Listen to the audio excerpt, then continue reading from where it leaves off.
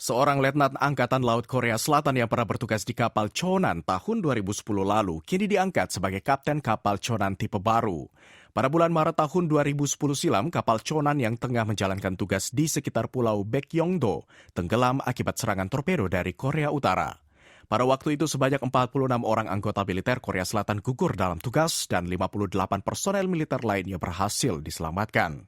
Letnan Park Yong-soo juga diketahui menyelamatkan 7 orang bawahannya dan 10 tahun kemudian ia menjadi letnan kolonel dan menjabat sebagai kapten kapal untuk kapal Chonan yang baru dibuat tersebut. Di mana kapal itu diserahkan ke Komando Armada Kedua Angkatan Laut Korea Selatan pada tahun lalu. Angkatan Laut Korea Selatan menjelaskan bahwa kapten kapal Park dapat membangkitkan semangat pengorbanan, kontribusi, dan kehormatan dari para mendiang anggota militer yang gugur demi negara di kapal Chonan silam.